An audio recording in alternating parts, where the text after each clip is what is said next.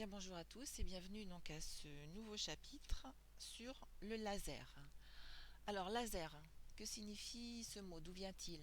Laser en fait est un acronyme, c'est-à-dire que c'est un mot qui est formé à partir des initiales de différents mots. Laser, c'est Light Amplification by Stimulated Emission of Radiation, c'est-à-dire en français amplification de lumière par émission stimulée de rayonnement. Deux mots importants qu'il va falloir expliquer: l'amplification de la lumière et surtout, si l'année dernière vous avez déjà entendu parler du phénomène d'émission, vous n'avez normalement pas abordé l'émission stimulée, qui va être quelque chose de nouveau cette année. Alors, on va commencer par quelques rappels. En 1913, donc Niels Bohr a introduit l'idée qu'un atome ne peut exister que dans certains états d'énergie bien définis, qui sont caractérisés par des niveaux d'énergie représentés ici par des traits horizontaux. Donc les traits, il y en a plus ou moins qui sont représentés. Le trait le plus bas correspond à ce qu'on appelle l'état fondamental. C'est l'état de plus faible énergie. C'est un état qui est stable. Les autres états sont appelés des états excités. Ils ont des niveaux d'énergie supérieurs et par contre ces états excités sont instables. Au-dessus encore, on n'en parlera pas du tout dans ce chapitre, on a l'état ionisé. Donc pour faire simple, si on considère par exemple l'atome d'hydrogène, son symbole c'est H11, ce qui signifie qu'il est constitué d'un proton et d'un électron. Si on apporte suffisamment d'énergie à cet atome, en fait, l'électron va être arraché de l'atome et donc l'atome va se transformer en ion. On aura un état ionisé. Je vous ai dit, l'état fondamental, c'est l'état de plus faible énergie. Donc, sous certaines conditions qu'on va voir, un atome peut gagner de l'énergie et passer dans un état excité. Le passage d'un état à un autre, c'est ce que l'on appelle une transition. Donc, chose importante à retenir, c'est que les niveaux d'énergie d'un atome sont quantifiés. Un atome ne peut pas avoir n'importe quelle valeur d'énergie.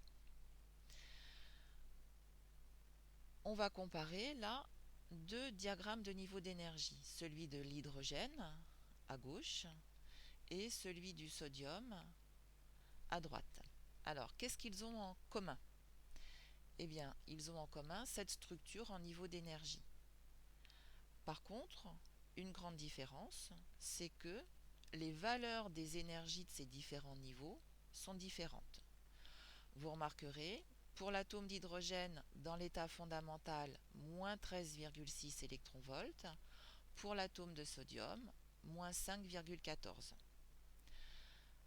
Chose importante, toutes les énergies sont négatives par convention et elles sont toujours données en électronvolts.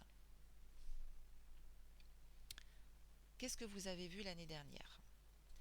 Vous avez vu que lorsqu'un atome est dans son état fondamental, donc ici représenté par une boule bleue, alors les couleurs des boules c'est totalement arbitraire, il va pouvoir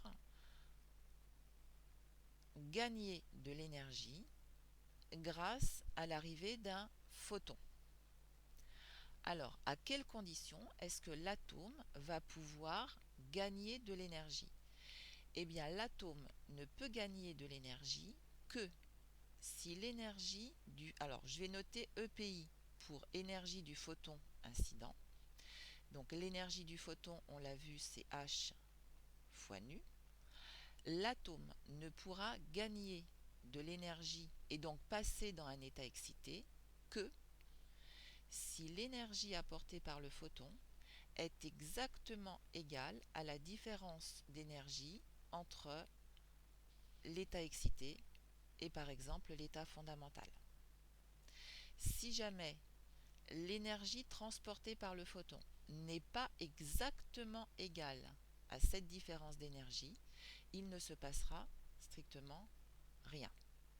Alors, on a vu, vous vous rappelez, que nu, la fréquence, c'est aussi C sur lambda. Donc, je vais pouvoir écrire H fois C sur lambda égale E2 moins E1. Ou alors, lambda égale H fois C sur E2 moins E1. Ça, c'est la longueur d'onde du photon absorbé. Donc je répète, chose importante, un atome ne pourra passer, par exemple ici, de son état fondamental au premier état excité, que si l'énergie apportée par le photon est exactement égale à la différence d'énergie entre les deux états. Ça, c'est le phénomène d'absorption. Lorsque l'atome est passé dans son état excité, on a dit, donc c'est ici, que l'état excité, c'était un état instable. Donc, spontanément, qu'est-ce qui va se passer? L'atome va repasser dans son état fondamental, mais cette fois-ci en émettant un photon. Et l'énergie du photon émis, elle est exactement égale à la différence, encore une fois, d'énergie entre les deux niveaux E2 moins E1.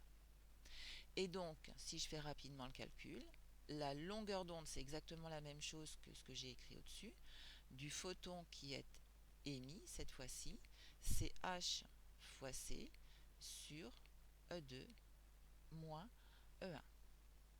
Et donc, vous constatez bien que la longueur d'onde du photon qui permet l'absorption, c'est la même que la longueur d'onde du photon qui va être émis lors du phénomène qui est l'émission. Ça, c'est ce que vous avez vu l'année dernière, spontanée. Ça n'est pas l'émission qui va être favorisée dans le cas du laser, je vous l'ai dit tout à l'heure, puisque ça sera l'émission stimulée dont on va parler tout à l'heure. Vous voyez bien que aussi bien l'absorption que l'émission sont des phénomènes qui sont quantifiés. L'atome ne peut pas absorber ou émettre n'importe quelle valeur d'énergie. Comme tous les atomes possèdent des niveaux d'énergie différents, ils ne peuvent absorber que certains photons à des longueurs d'onde bien définies. Si on s'intéresse au cas de l'atome d'hydrogène, admettons que l'atome d'hydrogène soit dans son état fondamental, que je représente ici par une boule noire. Donc, il est dans son état fondamental, l'atome d'hydrogène, donc son énergie, c'est moins 13,6 électronvolts. Je vais envisager deux situations. Première situation, on a un photon qui arrive sur cet atome avec une énergie, donc énergie du photon incident. Alors, je vais considérer 10,51 électronvolts. Alors, réfléchissez un instant, qu'est-ce qui peut se produire si l'atome est dans son état fondamental? Donc, son énergie, c'est moins 13,6 électronvolts. Il gagne 10,51 électronvolts. Enfin, il gagne. Ça nous donne moins 3,09. Donc, moins 3,09, ça va être par ici. Est-ce qu'à moins 3,09, on a un, un niveau d'énergie? Non. Donc, cette énergie-là ne permet pas à l'atome de passer de son état fondamental à un état excité. Donc, qu'est-ce qui va se passer concrètement? Rien. Calculons la différence d'énergie entre ces deux niveaux-là. Si vous faites moins 13,6 moins 3,39, donc plus 3,39, vous trouvez 10,21. La différence d'énergie entre ces deux niveaux, c'est 10,21 électronvolts. Il serait entendable de dire si le photon incident arrive avec une énergie de 10,51 électronvolts, eh bien, il va donner ce photon une partie de son énergie, 10,21 à l'atome, qui va donc passer dans son premier état excité. Et la différence, les 0,3 électronvolts, eh bien, c'est le photon va repartir avec. En fait, le photon va céder une partie de son énergie pour permettre à l'atome de passer dans son premier état excité et va partir avec le surplus. Non. Il ne peut y avoir une transition vers le haut, donc une absorption, que, c'est ce que je vous ai dit tout à l'heure, que si l'énergie du photon incident est exactement égale à la différence d'énergie entre deux niveaux. Sinon, il ne se passe rien. On envisage une deuxième possibilité. L'énergie du photon incident, maintenant, je vous propose qu'elle ait pour valeur 12,75 électronvolts. Alors, faites le calcul. L'atome a une énergie de moins 13,6 électronvolts et on lui apporte 12,75 électronvolts. Il se retrouverait cet atome avec une énergie de moins 0,85 électronvolts. Regardez bien, à moins 0,85 électronvolts, j'ai bien un niveau énergétique. Donc si j'apporte 12,75 électronvolts à l'atome, qu'est-ce qui va se passer? L'atome va passer, donc vous faites ça à la règle bien proprement, de son état fondamental au premier, deuxième, troisième état excité. Il arrive ici l'atome. Il est dans son état excité. Mais les états excités, je vous ai dit, ce sont des états qui sont instables. Donc, quasiment instantanément, que va faire l'atome? Il va repasser vers son niveau fondamental. Plusieurs possibilités. Première possibilité, il retourne directement, c'est ce que je vous ai expliqué tout à l'heure, à son niveau fondamental. Dans ce cas-là, l'énergie du photon qui va être émis sera exactement la même que l'énergie du photon qui a été absorbé. Sauf que le retour à l'état fondamental ne va pas forcément se faire en une étape. Vous pouvez avoir deux étapes, donc un arrêt à cet état excité, puis à l'état fondamental, ou alors un arrêt au premier état excité, puis retour à l'état fondamental, ou alors en 3 fois, comme ça, puis comme ça, puis comme ça.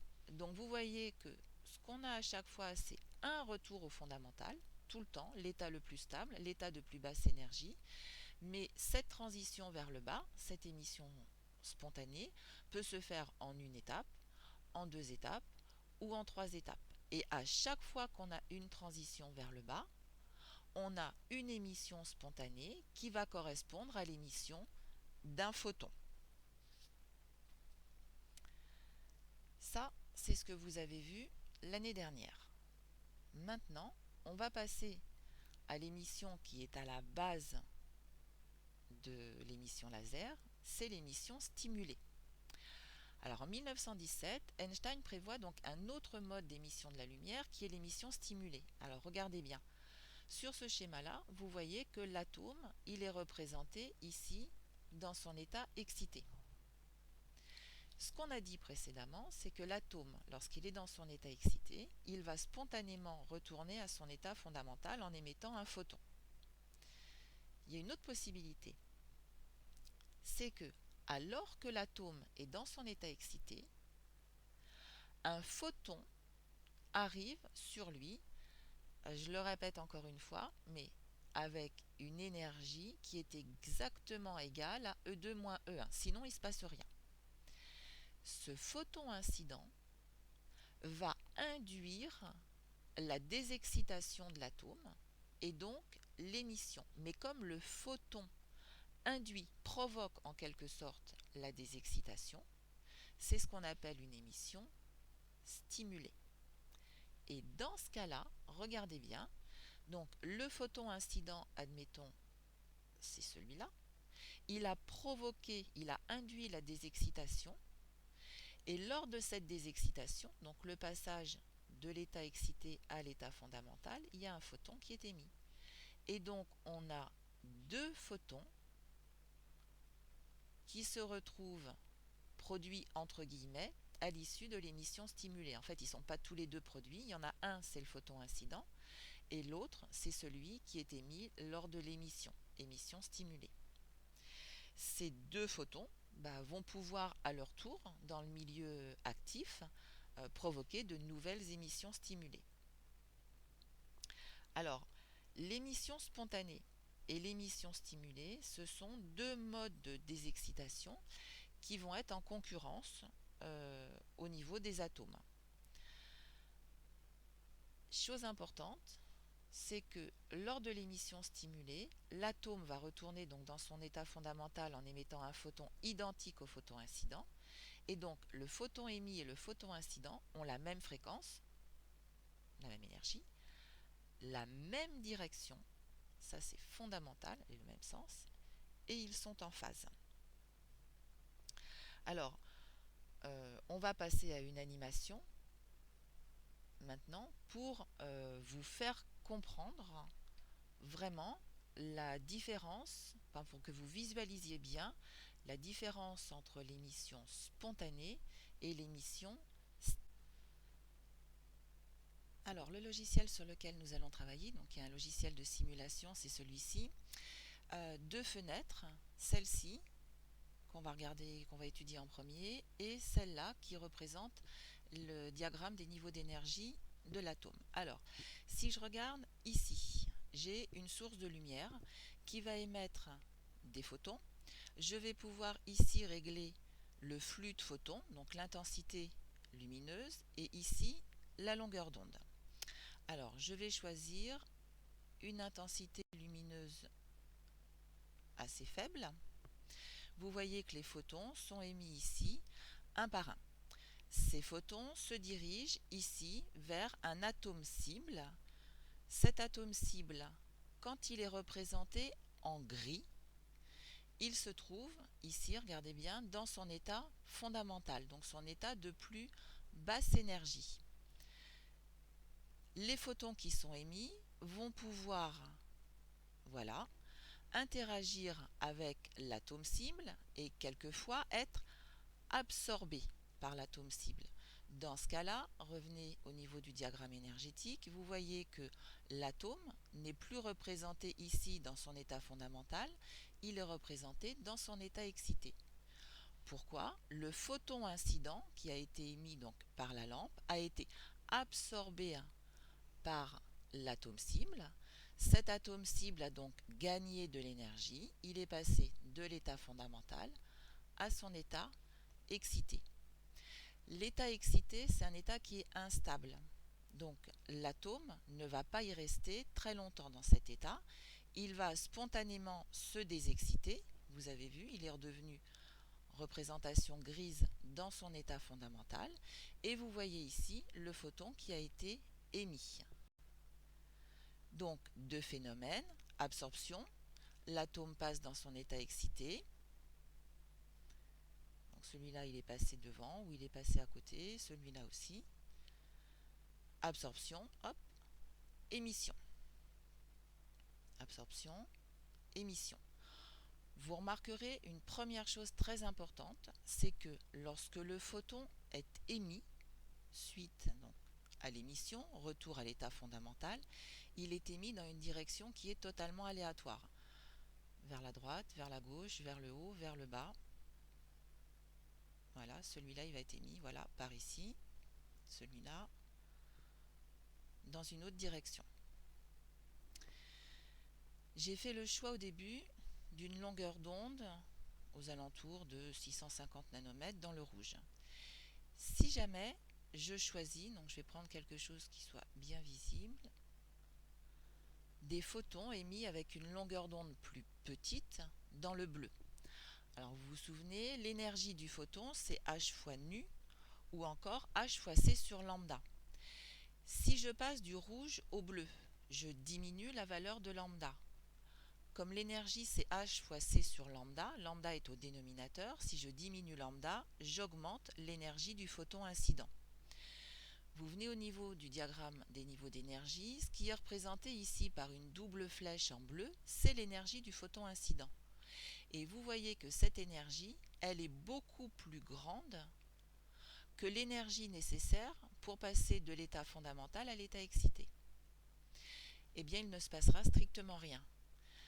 Lorsqu'il y a phénomène d'absorption, il faut que l'énergie du photon incident soit exactement égale à la différence d'énergie entre, par exemple, le fondamental et, ici, le premier état excité.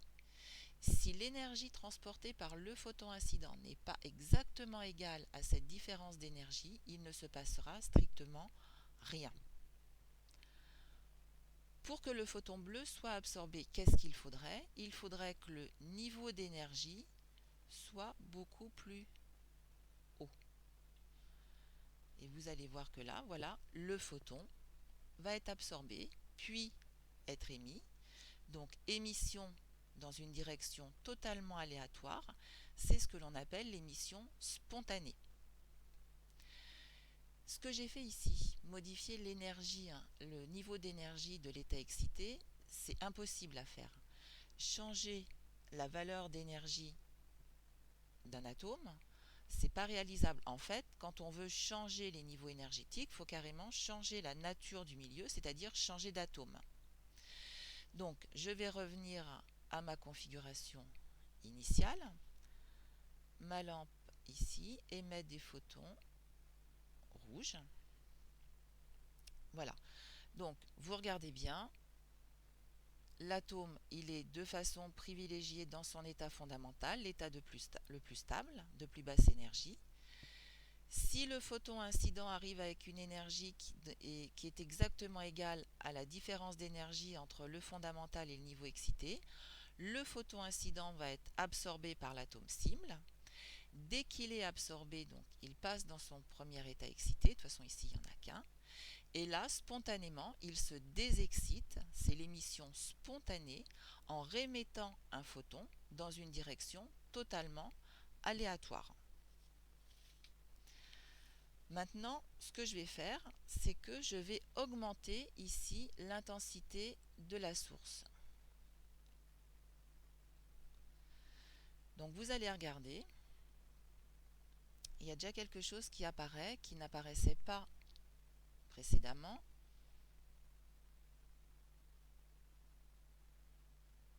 Alors, ce photon, c'est un photon qui repart dans une direction aléatoire, émission spontanée. Mais là, regardez bien, vous avez deux photons qui repartent ensemble. Ça, c'est l'émission stimulée. C'est l'émission que l'on doit favoriser pour avoir un laser. Alors, quand se produit l'émission stimulée? Donc là, j'ai réglé un débit assez faible. Voilà, encore une fois, émission stimulée. Donc c'est simplement un photon incident qui arrive. L'atome passe dans son premier état excité. Si aucun photon n'arrive par la suite, c'est ce qu'on a vu précédemment, l'atome va spontanément se désexciter. On va avoir une émission spontanée avec un photon qui part tout seul dans une direction totalement aléatoire. Mais si, alors que l'atome est dans son état excité, un second photon vient interagir avec lui, ce deuxième photon va induire la désexcitation de l'atome, et donc ce photon plus celui qui va être émis lors de la désexcitation de l'atome, ces deux photons vont repartir, alors là c'est émission spontanée, vont repartir ensemble, voilà, émission stimulée. Donc, avec des réglages quelconques, on se rend compte qu'on peut avoir, voilà, émission spontanée, émission stimulée. Émission spontanée, spontanée, stimulée. Il est vraiment important que vous constatiez, parce que ça sera la base de ce qu'on va voir après pour le laser, c'est que lorsqu'on a une émission spontanée, Le photon émis lors de la désexcitation, il est émis dans une direction qui est totalement aléatoire, alors que lorsqu'on a une émission stimulée, le photon qui est émis repart donc avec le photon incident dans la même direction et le même sens que le photon incident. Ils repartent ensemble, ils ont donc la même énergie, la même direction et ils sont en phase. C'est ce phénomène qui va être à la base de l'onde lumineuse qui va être amplifiée dans le laser. Et c'est ce type, donc je vous ai dit, d'émission, l'émission stimulée, qu'il va falloir favoriser pour avoir un laser. Donc si j'augmente encore le débit de ma lampe, on va voir que là, la probabilité qu'un atome dans son état excité soit percuté par un photon et donc engendre une émission stimulée est beaucoup plus grande. Là, on n'a quasiment que des émissions stimulées. Mais il y a un facteur qui est important pour avoir des émissions stimulées, c'est, j'ai pas joué sur ça, la durée de vie de l'atome dans son état excité. Vous voyez qu'ici, on n'a quasiment que des émissions stimulées. Les photons repartent par deux. Mais si l'atome a une durée de vie très très courte dans son état excité, et bien là vous constatez que ce qui va être privilégié, c'est l'émission spontanée. Même si les photons arrivent avec un flux important ici, si la durée de vie dans l'état excité est très faible, l'atome va retourner à son état fondamental, va se désexciter très très rapidement avant qu'un photon ne puisse induire une émission stimulée. Encore une fois, je ne peux pas modifier la durée de vie d'un atome. Il faut choisir le bon atome, celui qui a une durée de vie suffisante pour que l'émission stimulée se fasse de façon préférentielle à l'émission spontanée. Alors, on va s'arrêter là et on va voir donc maintenant le principe de fonctionnement du laser. Bien évidemment, dans le laser, vous aurez une cavité ici qu'on appellera le milieu actif qui ne contiendra pas un atome cible, mais bien plus. Bien, alors on reprend donc le diaporama. Donc, contrairement aux autres sources de lumière qui vont utiliser l'émission spontanée, la lumière du laser, elle est produite par émission stimulée. Donc, réaliser un laser, ça consiste à favoriser l'émission stimulée au détriment de l'émission spontanée.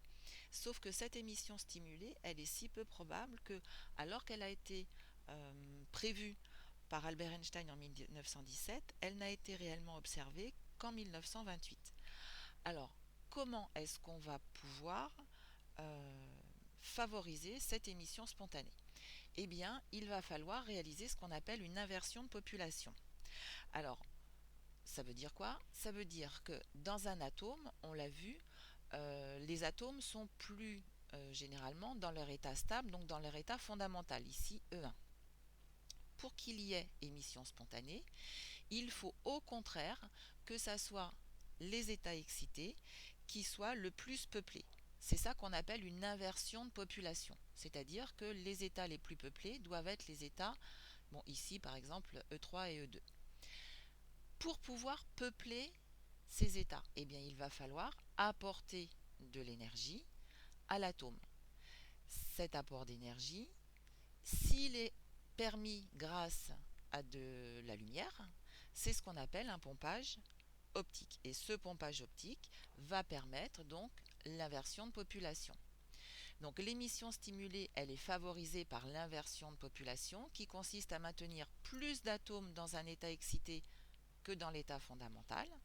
Et cette situation, elle est possible, notamment grâce à des sources lumineuses. Dans ce cas-là, on parle de pompage optique.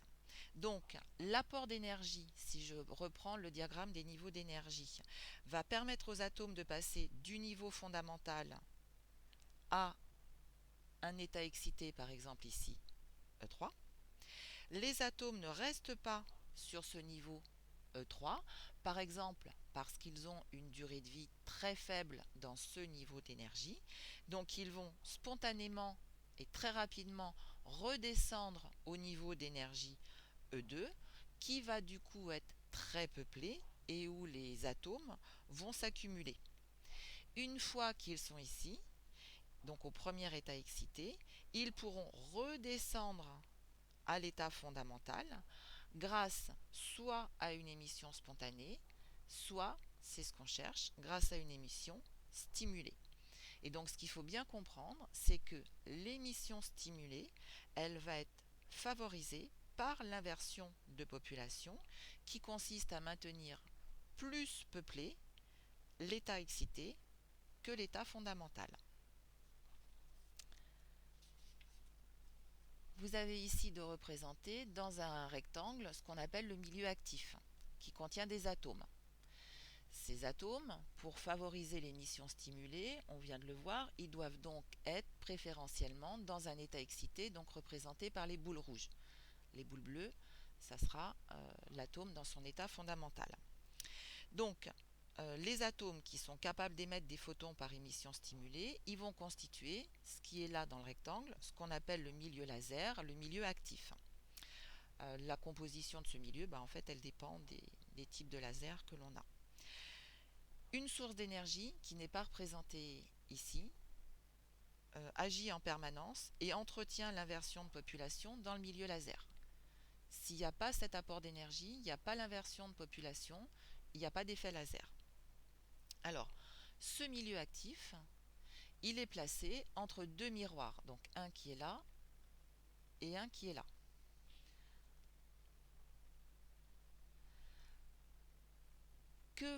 Quel va être le rôle de ces miroirs?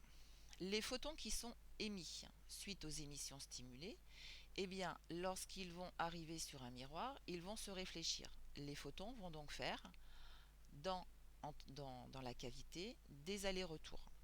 On va avoir un oscillateur. Et en fait, plus on a d'allers-retours, plus le nombre d'interactions entre des photons et des atomes qui sont dans un état excité va être grand. Et donc, on va favoriser de cette façon l'émission stimulée. Lors de tous les allers-retours qui vont se produire dans la cavité laser, les photons et donc les ondes associées aux photons vont interagir entre elles. Afin qu'il n'y ait pas de perte au niveau de l'intensité lumineuse, on doit se placer dans des conditions telles que les ondes lumineuses, lorsqu'elles vont se rencontrer, elles vont interférer et elles vont interférer de façon constructive. Donc, si on a une cavité résonante, donc là où les photons font des allers-retours de longueur L, on considère que l'on a des interférences constructives si la distance parcourue par le photon lors d'un aller-retour, c'est un multiple entier de la longueur d'onde. Dans ce cas-là, on aura des interférences constructives et donc les émissions stimulées vont augmenter au cours du temps. On va avoir une amplification de la lumière. Si les deux miroirs sont totalement réfléchissants, en fait, ce qui va se produire, c'est qu'on va avoir une énergie considérable qui va apparaître au niveau de la cavité résonante, et qui va amener à la destruction du laser. Il faut donc, et c'est quand même l'intérêt d'un laser, que de la lumière sorte de ce laser. C'est pour ça qu'un des deux miroirs est semi-transparent, ou on dit quelquefois semi-réfléchissant. Ce qui fait que une grande partie de la lumière reste piégée à l'intérieur, fait des allers-retours et entretient les émissions stimulées, et une autre partie sort du laser et permet d'obtenir un faisceau laser. Donc on va voir maintenant, on va revenir sur le logiciel de simulation pour voir concrètement ce qui se passe au niveau du laser. Alors, comme vous l'avez compris, pour avoir un effet laser, il va falloir favoriser l'émission stimulée au détriment de l'émission spontanée. Pour faire ça, je vais devoir faire un choix différent. Je vais choisir un atome qui va avoir deux états d'énergie, deux états excités.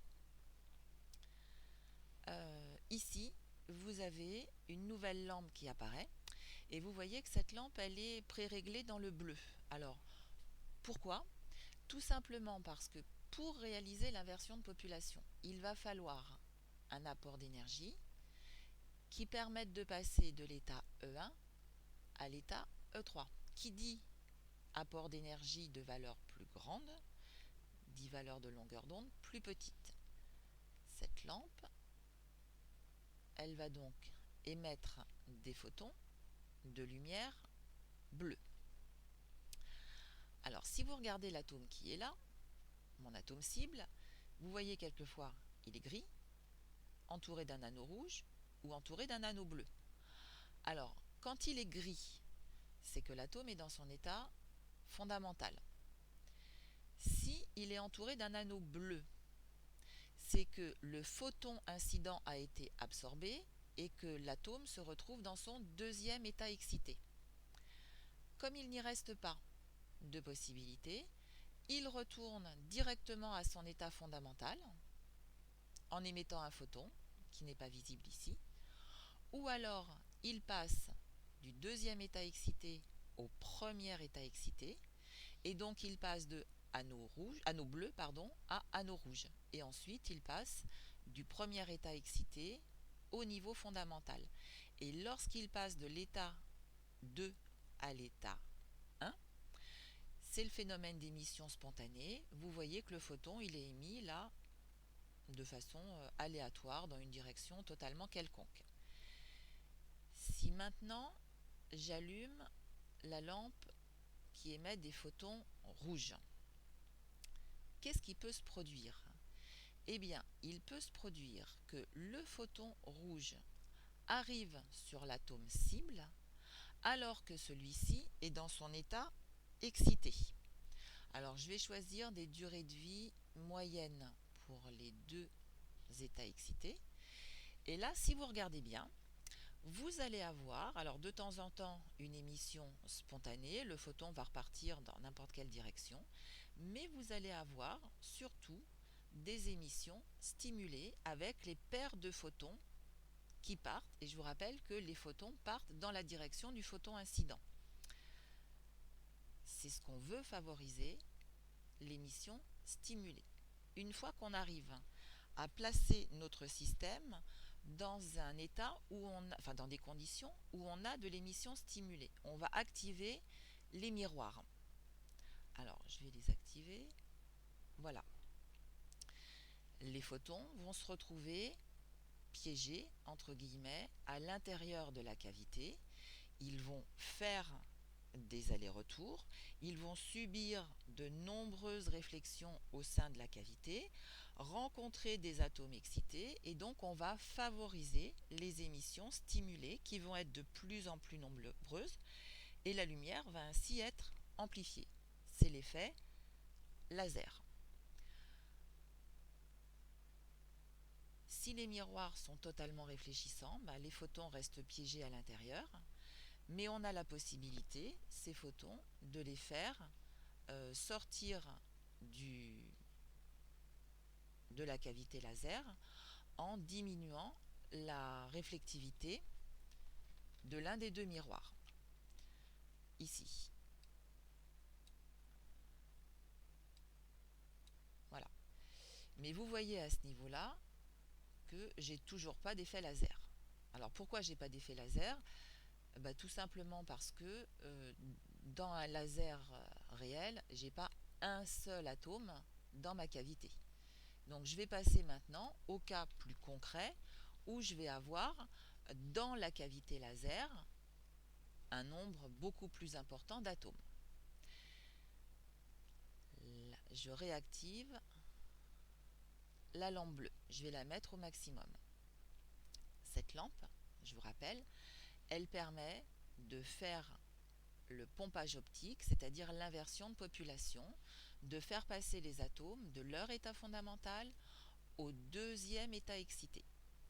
Alors, petite différence par rapport au schéma précédent, au début de la simulation, On présentait tout à l'heure la simulation avec les photons émis un par un de cette façon-là.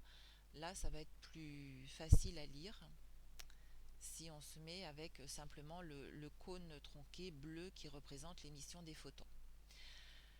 Alors, comme tout à l'heure, mais simplement là en quantité plus importante, vous avez des atomes gris dans l'état fondamental, bleus ils sont dans l'état excité le deuxième, rouge dans l'état excité le premier. On choisit en fait un atome dont la durée de vie dans l'état excité le plus haut est très faible. Pourquoi? Tout simplement parce que regardez, si jamais on arrive à avoir un état de niveau 2 beaucoup plus peuplé que l'état fondamental,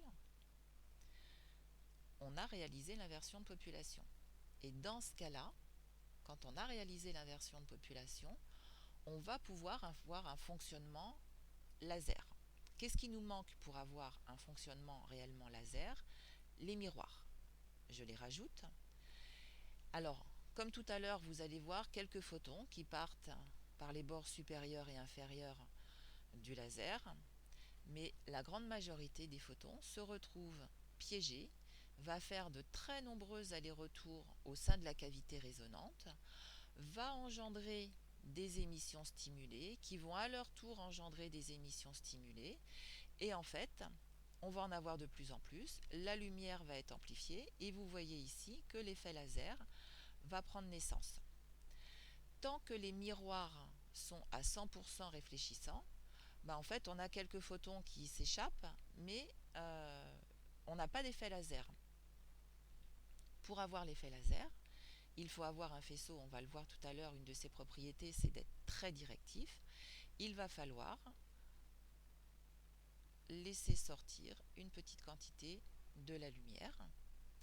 Et là, vous avez un faisceau de lumière très directif, avec des photons qui ont tous la même énergie, tous la même longueur d'onde. Pourquoi? Parce qu'ils correspondent tous à la transition du niveau 2 au niveau 1.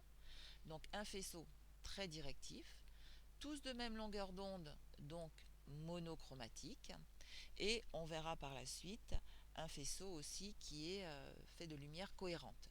Là, vous voyez, mon faisceau et mon miroir ne laissent pas sortir suffisamment de photons, ce qui fait que je risque l'explosion de mon laser. Il faut que le miroir de droite laisse passer davantage de lumière pour avoir à la fois un faisceau lumineux d'intensité suffisante et puis pas de danger pour le faisceau laser. Voilà, on va revenir au cours. Alors, on va poursuivre le cours avec les propriétés du laser, mais pour l'essentiel, on les a déjà vues. Donc, le faisceau laser, la lumière qui est émise, les photons, on a vu qu'ils avaient tous la même direction. Donc, le laser produit un faisceau qui est très directif. D'où viennent les photons qui sont émis lors de l'émission laser? Ils correspondent tous au passage du premier état excité au fondamental. Donc, tous les photons qui sont émis ont la même énergie. S'ils ont la même énergie, ils ont la même longueur d'onde, et donc le faisceau laser est toujours monochromatique.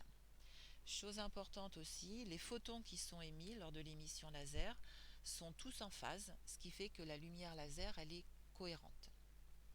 Dernière chose, la puissance qui est émise par un faisceau laser, elle est beaucoup plus concentrée dans l'espace, par exemple, que si c'était une lampe à incandescence. Donc on a une concentration spatiale de l'énergie. Et vous utilisez toujours en TP des faisceaux laser qui émettent une lumière en continu, mais la lumière elle peut aussi être émise par des impulsions très brèves, et dans ce cas-là, on peut avoir aussi une concentration temporelle de l'énergie. C'est pour ça qu'on parle de concentration spatiale et temporelle de l'énergie. Quelles sont les utilités du laser, ses principales utilisations? Alors elles sont très vastes. On a vu au tout début de l'année qu'on pouvait utiliser le laser pour la lecture d'un code barre. Le laser, il est utilisé aussi pour lire les CD, les DVD, les Blu-ray, pour transporter de l'information dans les fibres optiques, pour mesurer des distances, ou encore dans un domaine très différent, en chirurgie. Dernière partie de ce chapitre, les transitions d'énergie. Alors vous devez reconnaître ici, je vous ai représenté la molécule d'eau avec l'atome d'oxygène représenté en rouge et deux atomes d'hydrogène. Alors ce qu'il faut savoir, on a déjà abordé ça lors d'un précédent chapitre, c'est qu'une molécule, c'est pas quelque chose de figé. Les longueurs des liaisons, ici et là, entre un atome d'oxygène et un atome d'hydrogène, elles peuvent varier. C'est-à-dire que la longueur des liaisons peut varier au cours du temps. Les liaisons peuvent se raccourcir ou s'allonger. Et l'angle entre les liaisons peut lui aussi varier. Donc, une molécule, quelle qu'elle soit, là j'ai pris l'exemple de l'eau, mais c'est vrai pour toutes les molécules, est constituée d'atomes qui vont vibrer les uns par rapport aux autres. Donc, une molécule va posséder de l'énergie vibratoire, en plus de l'énergie électronique qui est liée à la répartition des atomes. Et ces deux énergies, elles sont quantifiées. Ça veut dire que, comme on l'a vu précédemment pour l'atome, elles ne peuvent prendre que des valeurs bien définies. Et comme on l'a vu pour l'atome, on va définir des niveaux d'énergie électronique pour une molécule. La molécule pourra donc passer d'un niveau énergétique à un niveau supérieur en absorbant de l'énergie, ou d'un niveau supérieur à un niveau inférieur en émettant de l'énergie, comme on l'a vu pour l'atome par exemple, sous la forme de photons. Ces transitions sont des transferts d'énergie. Et en fait, la nature de la transition est différente suivant l'ordre de grandeur de l'énergie mise en jeu. Et ce qu'il faudra retenir, c'est que si on a des transitions d'énergie électronique, à ce moment-là, la radiation qui va être associée, ça sera plutôt dans l'ultraviolet ou dans le visible, alors que si on a des transitions vibratoires, la radiation qui sera associée sera plutôt dans l'infrarouge. Voilà, ce cours est terminé. Je vais vous proposer deux sujets de bac pour illustrer ce thème du laser.